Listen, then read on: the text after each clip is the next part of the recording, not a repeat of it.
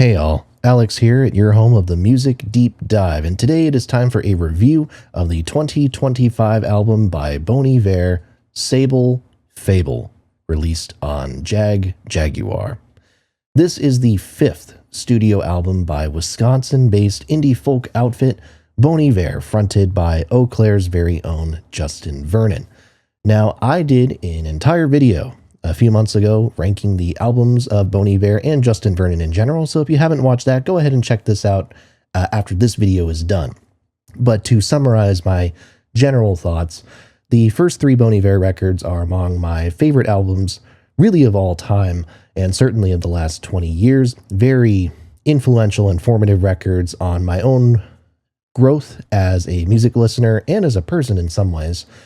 Now, the most recent Bon Iver record was 2019's I, which I struggle with a little bit more. It's a record that I do like quite a bit, but I wish I liked it more. I've always been held a little bit at arm's length. I haven't been able to quite get into whether it's the subject matter, whether it's the tunes themselves. I haven't been able to connect quite as closely with that record as the other three. Now, since then, Vernon has stayed active even outside of the Bon Iver realm, although he has toured with Bon Iver a couple of times. He has worked as a producer. He most recently produced the record from Phil Cook, his old The Arm and Edison bandmate, Appalachia Borealis. And he has worked as a collaborator with several different folks, most notably Aaron Dessner with the band Big Red Machine, and on a couple of Dessner-produced records, most famously the two Taylor Swift records from 2020, Folklore and Evermore, where he did a couple of duets with Taylor. So Vernon has really, in the intervening years since I, really kind of raised his public profile quite significantly. And in late last year, in late 2024, Bon Iver put out the Sable EP. And I talk about it in the video, in the ranking video, but just to kind of talk a little bit more about it, I love the Sable EP. I think it's some of the best songs that Bon Iver has put out in quite a long time. Some of the most vulnerable material that Justin Vernon himself has ever written in a lot of ways. And it was a record that maybe didn't hit immediately upon first listen, but really grew on me. And it's gotten to the point where all three of the core songs from that record are among like my top 15, 20 favorite Bon Iver songs at this point. It's really just so strong throughout. But the thing about Sable, and even though I talk about it in the video, I think I even mentioned it when I was talking about it, is there was a lot of speculation at the time that the Sable EP was going to lead to a larger release, that it was hinting at something else. The kind of main rationale for that being the kind of ending of the closing track on the record, award season, where you have this like really faint synth fade in at the very, very end. And a lot of people thought that that was hinting at a potential second part, potentially a second EP. And, well, we kind of got that, and it turns out that the fan theory was kind of correct, but as it turns out, it is actually a full-length record, a full-length project. Now, Vernon has, in the press for Sable, and then again in the press for the full-length Sable, fABLE, he's referred to the Sable part as very much kind of its own unique thing. It's meant to be its own kind of unique sentiment, its own kind of psychological headspace in some ways. And the fABLE part of this is meant to be something different, a sort of evolution, a sort of lessening of one's burdens, if you will. The full Sable fABLE project it starts with the Sable EP, the 3 songs or 4 songs if you're listening to it on streaming, followed by 9 more songs that comprise the fABLE part. And the intent very clearly, and it's been clear for this whole marketing standpoint of all the stuff that he's been doing to kind of promote this record, it's been very clear that the fABLE part is going to be stylistically in some ways the exact opposite of the Sable part. Sable is very stark, it's very sparse, it's some of the sparsest things that Bon Iver have done since Bon Iver, I guess, back in 2011, and really you might have to go back to Blood Bank to find a release that is that stripped down. And fABLE, which became very obvious in the early singles, is a lot fuller of a sound. It's a section that in theory was going to be more ebullient in some ways, a lot more brash, louder, drawing from more kind of neo-soul influences and contemporary like electro-pop influences. And I think the question that a lot of people had, and that certainly I had, was how in the world are these two things going to pair together? And the theory that I did have going in was, especially based off of how the Sable section begins, that this record was going to be some sort of like cyclical thing. It was going to be some sort of like circular thing in the way that something like Pink Floyd's The Dark Side of the Moon is, where it's a record that loops into itself, that you can play it on repeat with no interruptions. And after listening to this as part of this kind of early preview release thing that Bon Iver was doing the Wednesday before the record officially comes out, that's when I'm filming this. After listening to it, in some ways, I guess that theory is kind of accurate, but it's not dead on. It is not a record that actually loops with itself, but I do think there's potentially a cyclical theme here.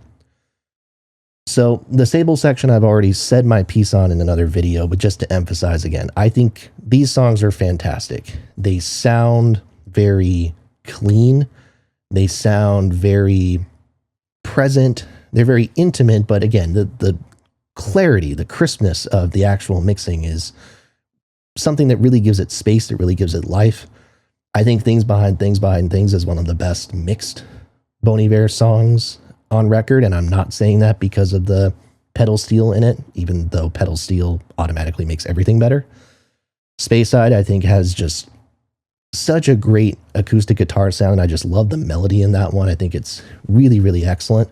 And Award Season throws back to 22 a Million, which, for the record, is a contender for my favorite album of all time.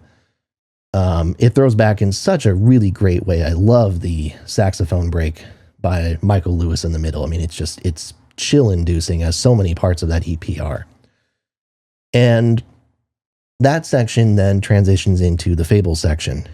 And again, I think it was going to be kind of make or break. I really felt like this was going to be a divisive record. The lead singles have been a little bit divisive among the Bon Iver fan base. And just to summarize it in a nutshell here, this album's freaking excellent. It's absolutely superb. There is no way that this record was ever going to be an instant, like, to the top of my Bon Iver rankings, my favorite Bon Iver album, because the first three Bon Iver records are three of my favorite albums of all time. I mean, that's an impossible standard to live up to. So don't take me saying it's not quite at that level as any sort of indictment. The fact that I'm going to sit here and tell you that this record is a record that could potentially get to that level at some point for me, that level of emotional connection and an admiration, I suppose, for the craft of it, should tell you all you need to know. This is a freaking excellent record. Go ahead and check it out. Now, I think so much too draws and depends on the transition from the Sable section into the fABLE section. And that transition is the track Short Story. And I was so curious how they were going to transition it in, because again, all the singles and stuff like that, a completely opposite sound from the Sable part.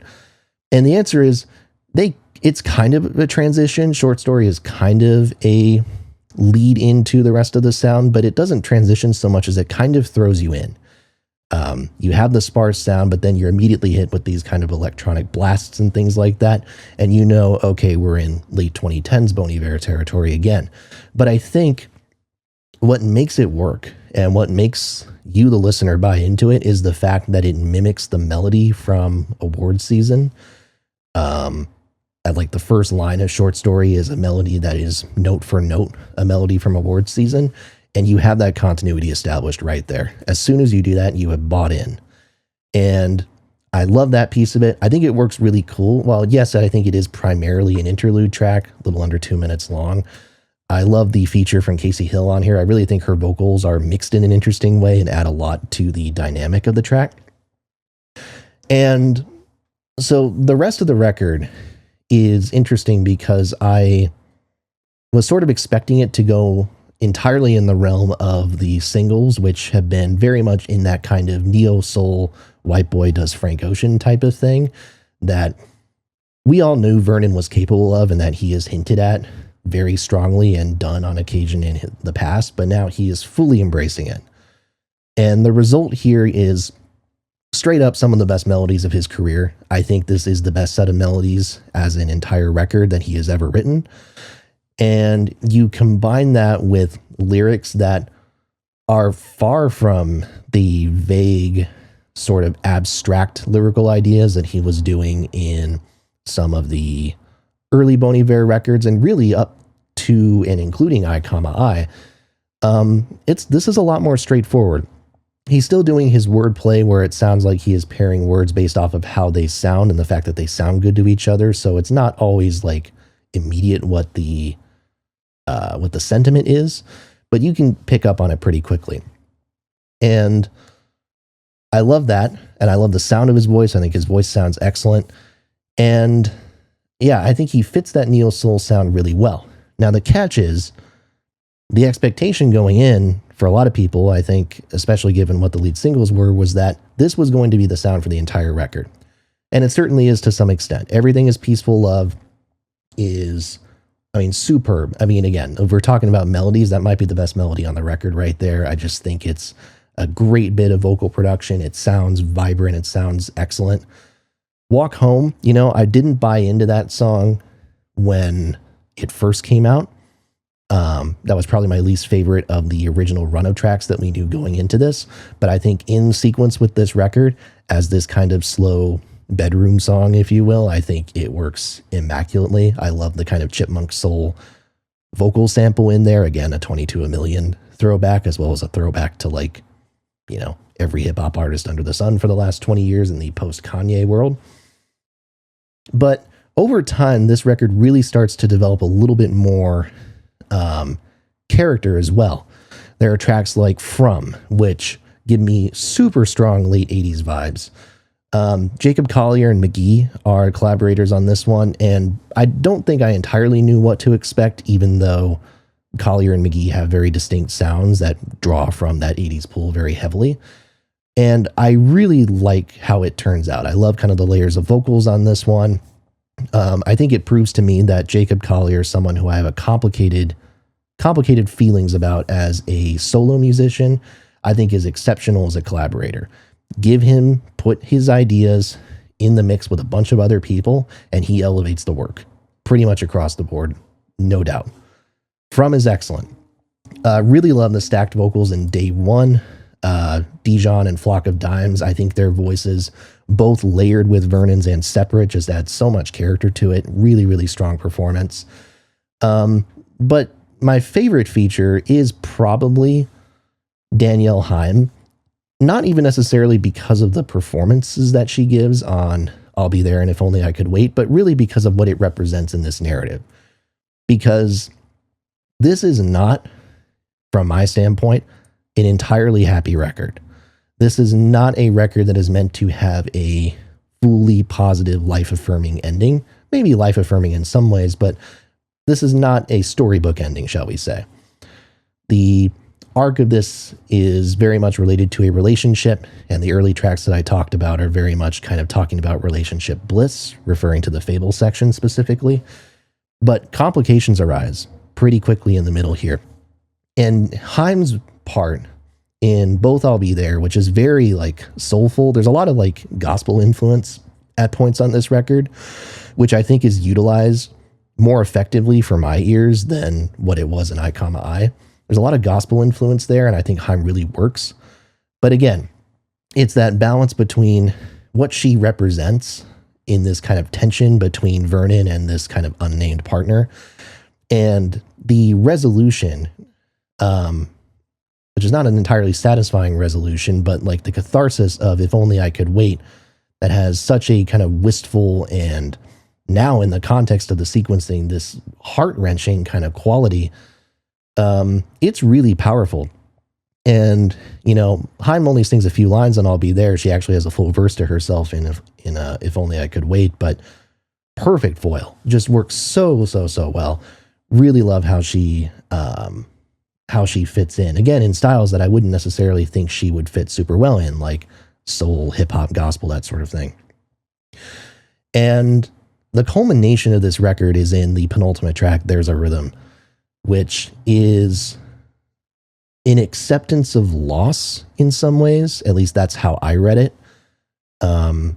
It's very much, from what I can gather from the lyrical content, the sort of resolution of a period of conflict with acceptance that sometimes to love is to know when to let it go, and to know when a relationship is just not something that can be reasonably pursued anymore.